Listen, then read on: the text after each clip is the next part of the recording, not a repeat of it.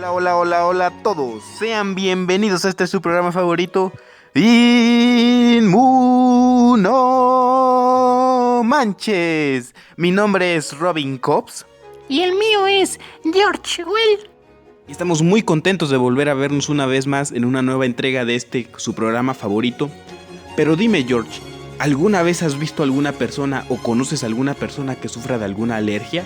Por ejemplo, al polvo, a los mariscos, a los cacahuates, no sé, al polen tal vez también podría ser. Ay, no, cállate la boca tú, que la otra vez un primo casi se nos va porque en un restaurante no le avisaron que la comida tenía cacahuates y el muchito es realérgico a esas cosas. Nos tuvimos que ir hasta el hospital, morado ya andaba el pobre porque no podía ni respirar, ¿tú crees? Ay no, sí, yo siempre he dicho que las alergias son de las cosas más feas que podemos llegar a padecer en la vida, pero son demasiado comunes, ¿eh? Por lo menos la mitad de las personas que están viendo ahorita este video conocen al menos una o dos personas que sean alérgicas a algún tipo de sustancias. ¿Qué te parece si les explicamos de la manera más sencilla y más fácil que podamos, paso a pasito de lo que ocurre en una reacción alérgica? Pero ¿estás seguro que lo vamos a poder hacer muy sencillo? Es que pues yo sí conozco ese tema y la verdad está muy complicado. Pues yo digo que sí nos sale, ¿eh? Pero pues a ver, intentémoslo. Pero bueno, a ver, para comenzar, explícanos a todos, por favor, George, lo que es la hipersensibilidad. A ver si todavía te acuerdas de las clases del Dr. Hill, ¿eh? Sí, yo sí me acuerdo. El Dr. Hill dijo que la hipersensibilidad era una respuesta inmunitaria excesiva frente a un antígeno. Hay que recordar que un antígeno es todo aquello que pueda llegar a activar el sistema inmune. Esta respuesta inmunitaria excesiva causa inflamación tisular y mal funcionamiento orgánico, manito. Ah, por cierto, algo que tenemos que tener muy en cuenta es que existe una clasificación que lleva nuestros apellidos, o sea que es la clasificación de Well y Combs. Para la hipersensibilidad, obviamente, donde clasificamos la hipersensibilidad como tipo 1, 2, 3 y 4, Son 4 la que nosotros decimos. Entonces, la hipersensibilidad tipo 1 podemos decir que está mediada por una sola inmunoglobulina. En este caso es la IgE. La hipersensibilidad tipo 2 está mediada por 2 inmunoglobulinas, ¿ok? En este caso son la IgG y la IgM, Eso tenemos que tenerlo muy en cuenta porque es muy importante saberlo. Además, es una manera fácil y sencilla de recordar por lo menos las dos primeras clasificaciones o qué mediadores son los que intervienen en estas dos, vaya. Entonces, para otros fines más sencillos podemos decir que la hipersensibilidad se divide en hipersensibilidad inmediata y una reacción de fase tardía. En el caso de la inmediata, es aquella en la que van a participar los linfocitos T cooperadores que van a producir interleucinas 4, 5, 13, inmunoglobulina E, mastocitos y eosinófilos. Ok, todas estas sustancias ayudan a activar a los mediadores, que son los encargados de aumentar la permeabilidad vascular, la vasodilatación, contracción de músculo liso, en este caso bronquial y también podría ser digestivo. Algo que tenemos que tener muy en cuenta también es que esta reacción inmediata ocurre pocos minutos después de que nos hemos expuesto a un antígeno. Hay que recordar que aquel antígeno que es capaz de activar una hipersensibilidad de tipo inmediata lo vamos a llamar como alergógeno, ¿ok? Alergógeno. Hay que tenerlo muy en cuenta. Y ahora, hablando de lo que es la reacción de fase tardía, es donde va a existir el componente inflamatorio, acompañado de una insaturación, una acumulación de neutrófilos, eosinófilos y macrófagos. Y a todas estas respuestas se les va a conocer como alergia. Y a las enfermedades que pueden causar se les llama enfermedades alérgicas o enfermedades atópicas. Eso hay que recordarlo siempre.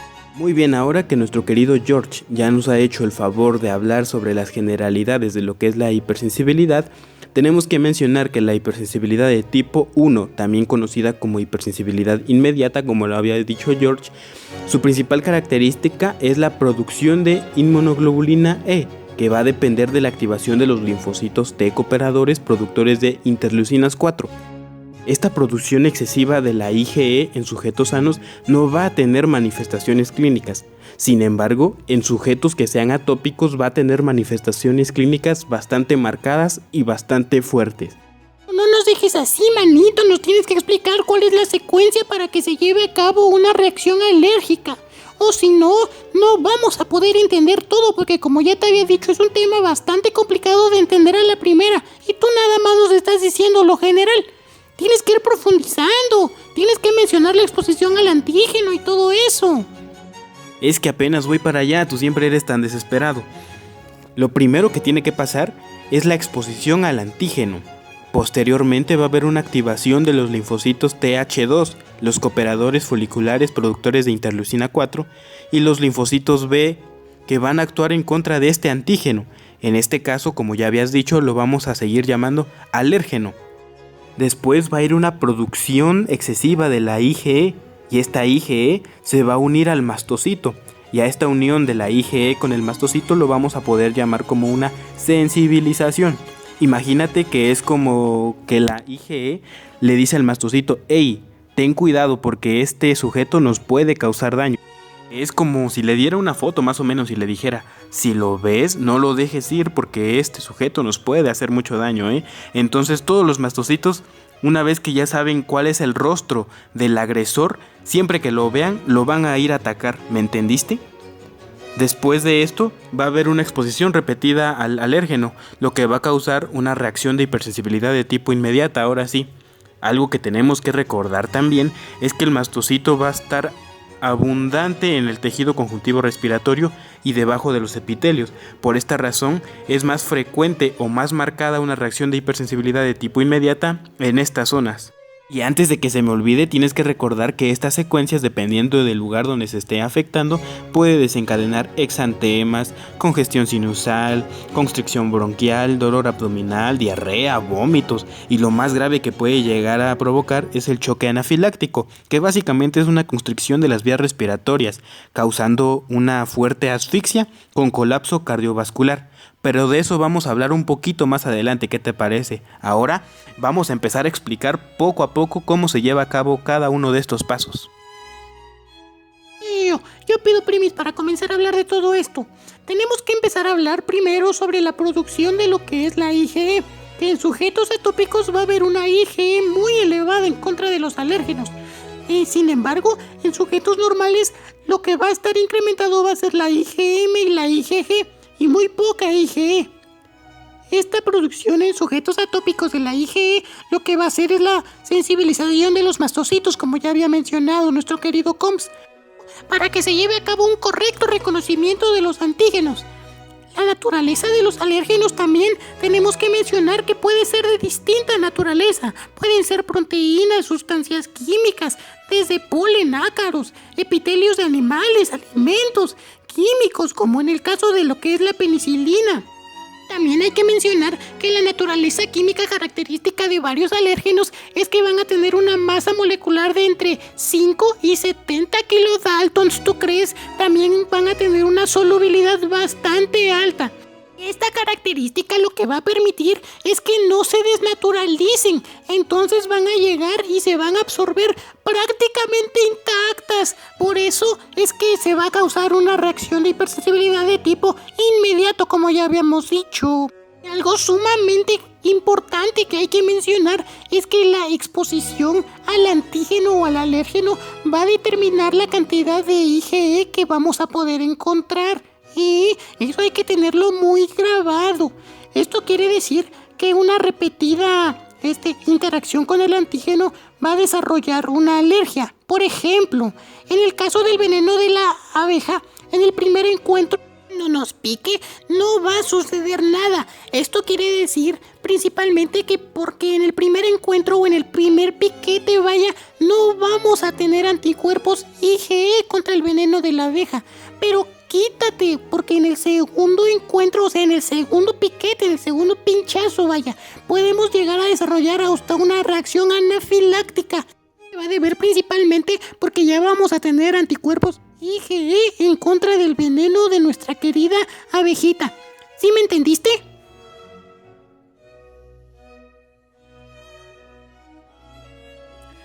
Pues yo diría que sí se entendió. Entonces, tenemos que hablar también ahora sobre lo que es la activación de los linfocitos T cooperadores productores de interleucinas 4. En este caso, las células dendríticas del epitelio donde esté pasando el alérgeno, por ejemplo, las de los bronquios, van a capturar al alérgeno y lo van a llevar como si fuera preso o un rehén hacia los ganglios linfáticos, donde se los van a presentar a los linfocitos T vírgenes CD4. Y estos se van a diferenciar en linfocitos TH2 y también linfocitos T cooperadores foliculares, que lo que van a hacer es que van a secretar citocinas. En el caso de los linfocitos TH2, lo que van a hacer es que van a migrar hacia donde esté el tejido que haya tenido contacto con el alérgeno. Y con esto va a venir la activación de los linfocitos B y el cambio de la IgE. Los linfocitos B se van a activar por los linfocitos que se van a encontrar en los ganglios linfáticos, y los linfocitos B van a sufrir un cambio de isotipo a través de ligandos CD40 y citocinas, como por ejemplo también la interleucina 4, que van a ser producidas por los linfocitos T cooperadores. Una vez que ya pasó esto, se va a acabar produciendo lo que es la IgE, que va a empezar a circular en el plasma en concentraciones de 1 microgramo por mililitro. Y esta IgE se va a unir a los receptores Fc de los mastocitos tisulares, que se van a sensibilizar, como ya habíamos mencionado antes, para poder reaccionar la próxima vez que se encuentren con el alérgeno que está causando esta reacción. Como por ejemplo en el caso del veneno de la abeja que tú ya habías mencionado antes.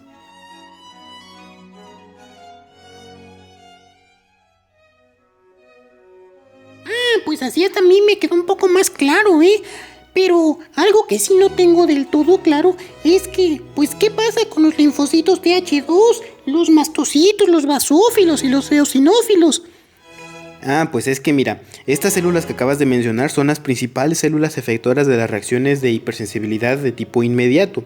Los mastocitos, los basófilos y los eosinófilos van a tener gránulos que tienen aminas, también tienen enzimas y mediadores lipídicos, entre ellos también las citocinas, que acaban formando lo que es la inflamación de una reacción de hipersensibilidad de tipo inmediata. En el caso de los linfocitos TH2, tienes que saber que van a secretar citocinas como la interleucina 4, también la 5 y la 13, que van a ayudar en el proceso de la inflamación. En el caso de la interleucina 4, hay que tener muy en cuenta que es la que va a promover el reclutamiento de otros linfocitos TH2 y la expresión también de un receptor que se llama BCAM1 endotelial. En el caso de la interleucina 5 va a activar a los eosinófilos, y en el caso también de la interleucina 13 lo que va a hacer es que va a estimular a las células epiteliales y van a secretar más moco. Pero ahora te faltó hablar sobre las propiedades de los mastocitos y de los basófilos. Mira, pues entonces comencemos con los mastocitos. Hay que decir que vienen de la médula ósea y que normalmente no van a estar en la circulación. Se encuentran cerca de vasos sanguíneos, también de nervios y principalmente también bajo los epitelios. En los órganos linfáticos se encargan de secretar mediadores de las respuestas alérgicas. Hay que recordar también que va a haber de dos tipos, aquellos que estén en la mucosa y aquellos que se encuentren en el tejido conjuntivo principalmente. Los de la mucosa tienes que recordar que su desarrollo va a depender de los linfocitos T y se van a encontrar principalmente en el intestino y en el pulmón. Se van a encargar de secretar sulfato de condroitina, tripsina, pero muy poca histamina. Al contrario de los que se encuentren en el tejido conjuntivo, ellos se encargan de secretar heparina, proteasas y mucha histamina. Estos mastocitos del tejido conjuntivo se van a encontrar principalmente en la piel y también en la submucosa. En el caso de los basófilos van a ser granulocitos sanguíneos que van a ser muy parecidos a los mastocitos. Van a derivar también de la médula ósea. Los basófilos sí van a circular en la sangre, se van a reclutar a zonas inflamatorias y se van a unir a la IgE, siempre y cuando sean activados por un antígeno.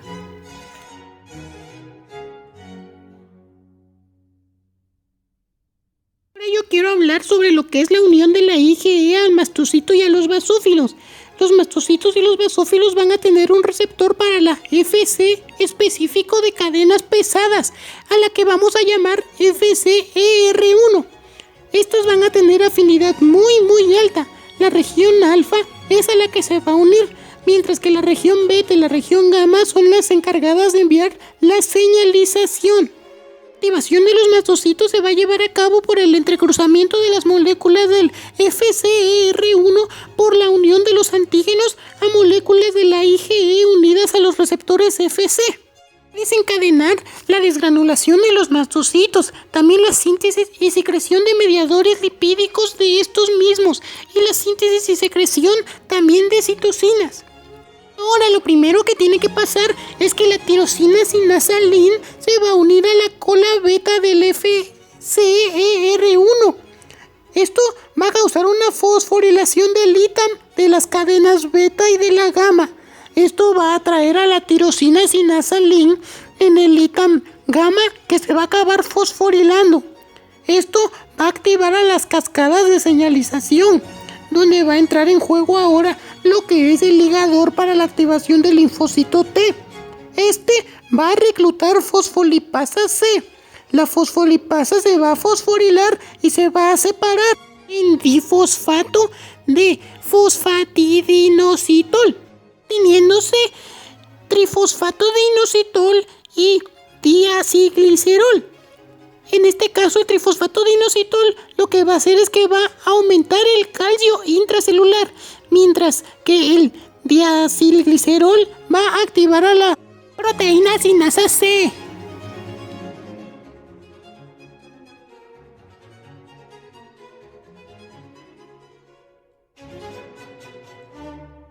Y ahora, hablando de la producción de los mediadores lipídicos, tenemos que mencionar que va a estar controlada por la enzima citosólica fosfolipasa A2, que se va a activar cuando el calcio citoplásmico se vea elevado. Esto va a llevar a la fosforilación de la proteína sinasa activada por mitógena, o también conocida como MAP, y de la sinasa extracelular activada por receptor, o también conocida como la ERK.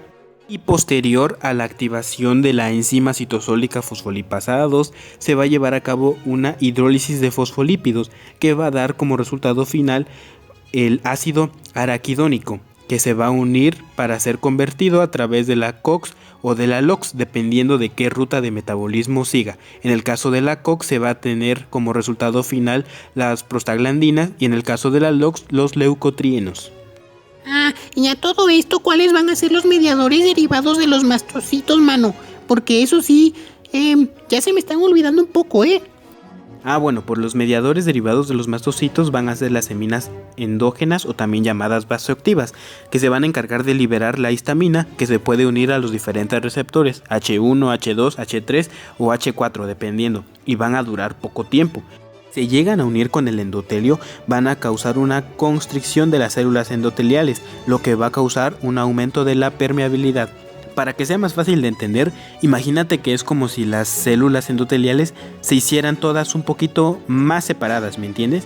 Entonces se van a contraer ellas mismas, lo que va a provocar que haya espacios entre ellas, por eso es que va a existir una permeabilidad. También van a estimular a las células endoteliales que sintetizan relajantes de la musculatura lisa, como por ejemplo las prostraciclinas o el óxido nítrico, lo que va a causar una vasodilatación. Y estos dos procesos nos acaban produciendo lo que es el abón y el eritema. El abón, recuerda, es la roncha que se te forma, Ya me acordé. Entonces también tenemos a enzimas y a proteoglucanos también como mediadores derivados de los mastocitos, ¿no? Tenemos en el caso de las enzimas a lo que es la tripsina y la quimasa, que son componentes de los gránulos de los mastocitos y que contribuyen a la lesión tisular. También recuerdo que el Dr. Hill había mencionado que siempre que la tripsina y la quimasa se encuentren en los líquidos biológicos, indican que el mastocito ha sido activado. Lo que hace la tripsina es que escina el fibrinógeno y activa la colagenasa, mientras que la quimasa convierte la angiotensina 1 en angiotensina 2, lo que degrada las membranas basales epidérmicas y estimula la secreción de moco también. En el caso de los proteoglucanos tenemos a la heparina y el sulfato de condroitina. No, ya me había asustado, yo pensé que ya se me había olvidado todo lo que había yo aprendido, pero creo que más o menos sí sigo teniendo nociones de todo, También vamos a tener a los mediadores lipídicos. La activación del mastocito se va a encargar de liberarlos y van a derivar principalmente del ácido araquidónico. lo van a metabolizar la COX y la LOX. Si son metabolizados por la COX, vamos a obtener las prostaglandinas, que pueden ser inhibidas por el ácido acetilsalicílico. Estas prostaglandinas se pueden unir a la musculatura lisa causando una vasodilatación y una broncoconstricción. Y también causan una quimiotaxis del neutrófilo. Sin embargo, si son metabolizados por la LOX, vamos a obtener los que son los leucotrienos. También algunos pueden ser llamados sustancias de acción lenta de la anafilaxia. Estos leucotrienos se pueden unir a la musculatura lisa causando una broncoconstricción prolongada. También tenemos el factor activador de las plaquetas. También vamos a hablar de lo que son las citocinas, que son encargadas de la inflamación alérgica de la fase tardía, como por ejemplo el factor de necrosis tumoral, la interleucina 1, la interleucina 4, la interleucina 5, también la 6 y también la 13. Ya hemos terminado de hablar de los mediadores derivados de los mastocitos, tenemos que hablar sobre las propiedades de los eosinófilos. Van a derivar de la médula ósea, abundan en infiltrados inflamatorios de la fase tardía. El factor estimulador de las colonias, la interleucina 3 y la interleucina 5, ayudan a su maduración. Están presentes en los recubrimientos mucosos principalmente del aparato respiratorio, del digestivo y también del genitourinario. Van a ser activados y reclutados también por las citocinas y van a liberar mediadores lipídicos así como los mastocitos o de una manera muy parecida a ellos. En esto ya podemos hablar ahora de las reacciones dependientes de la IgE y del mastocito, como son la reacción inmediata y la reacción de la fase tardía. En la reacción inmediata vamos a tener al Abón y al eritema por una dilatación de los vasos locales.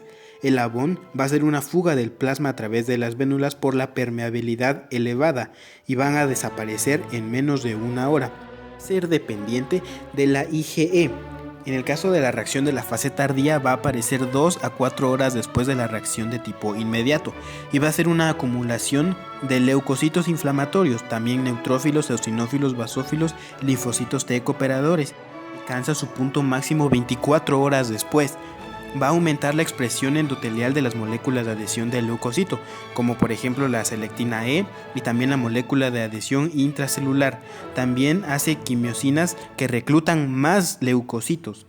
Ahora de lo que es la predisposición genética, la transmisión se ha dicho que puede ser autosómica, pero que también puede deberse a múltiples factores. Las enfermedades pueden estar presentes en diferentes grados en cada miembro de nuestras familias. No todos los organismos van a reaccionar de la misma manera. Sin embargo, la IgE en cada uno de estos miembros de la familia que estén enfermos puede estar elevada y esa va a ser la característica principal o la única característica que todos van a compartir. Cierto, y esto me lleva a otra cosa, a los factores ambientales de la alergia. La exposición de los microbios durante los principios de la infancia va a reducir el riesgo de sufrir una alergia. Por ejemplo, cuando a tu sobrinito lo dejan jugar en la tierra, es menos probable que cuando sea adulto pueda padecer alguna alergia, y esto va a deber principalmente porque la exposición al principio de la vida conduce a una maduración regulada del sistema inmunológico y a un desarrollo temprano de los linfocitos T reguladores, lo que va a hacer que tengamos un sistema inmunológico más fuerte y menos propenso a desarrollar alergias. ¿Te sabías ese dato?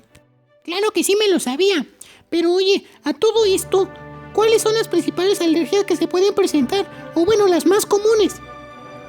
Pues mira, las más comunes es la rinitis alérgica, también conocida como la fiebre del heno, el asma bronquial, la dermatitis atópica y también las alergias hacia los alimentos. Tienes que tener en cuenta que el punto de contacto con el alérgeno va a determinar qué órganos y qué tejidos van a participar en la respuesta. Esto nos lleva a decir que la piel y la mucosa respiratoria y digestiva son los que van a sufrir mayor lesión en este tipo de respuestas. No lo olvides, la piel y mucosas respiratorias y digestivas. Bueno, entonces tenemos que empezar a explicar lo que es la anafilaxia sistémica, que es básicamente un edema de muchos tejidos con una presión arterial baja secundaria a una vasodilatación.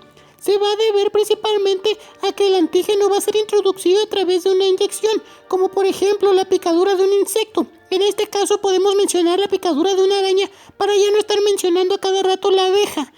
La activación masiva de los mastocitos va a ser inducida por esta inyección y se va a acompañar por una constricción de las vías respiratorias, una hipermotilidad intestinal y una secreción de moco elevado. Por eso las personas que presentan la anafilaxia sienten una sensación de asfixia muy grave.